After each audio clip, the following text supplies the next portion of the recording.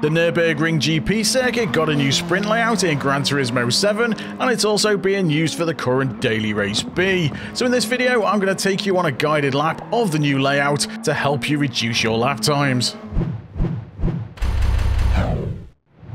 So we're crossing over the start line to begin the lap. We're in the Gr.4 Atenza for this one on Racing Hard Tyres. As we're going down the main straight, you've got to watch for a kink on the right, and we hit our first braking point. You want to be hitting the brakes just as you go past the start of the grass on the left hand side. You want to brake in a straight line until you see this hut on the right hand side.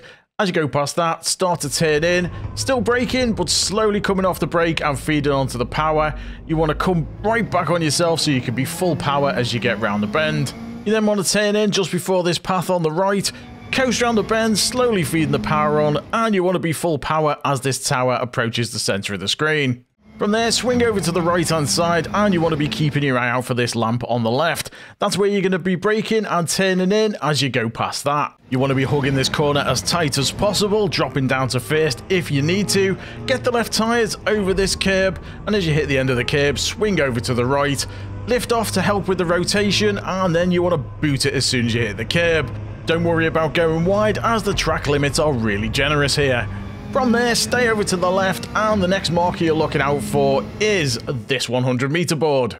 That's where you want to hit the brakes and start to turn in around the 50, staying as close as you can to this curb. Getting back on the power as you go past these paths on the right-hand side.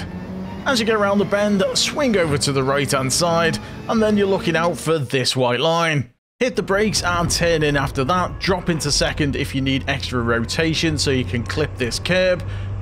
Swing over to the left, and you want to be looking out for this marshal. I use that as a guide for turning in.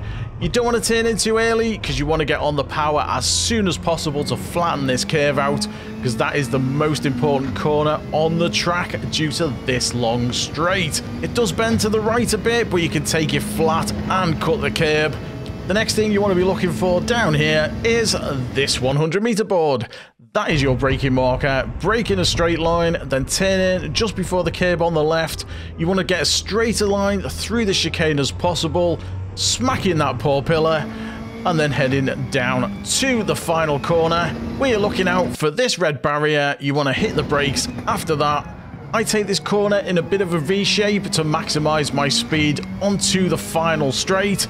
And there we have it. That is a completed lap of the Nurburgring sprint layout. We finished with a time of 1:32.134, which at the time of recording was good enough for a top 750 time. Not the fastest in the world, but if you can do much faster than that, you probably don't need a lap guide. I've also shared the lap, so if you go into the discovery section and search for Jimster 71, you can view it for yourself from all the different viewpoints, or even download it to use as a ghost in time trials. If you don't know how to do that, I did a previous video that I'll link to in the description with all the instructions. So that's all for this one. Thanks for watching. Leave a like if you found it useful, and until next time, why not check out one of these two videos or consider subscribing to the channel. I'll catch you later. Bye for now.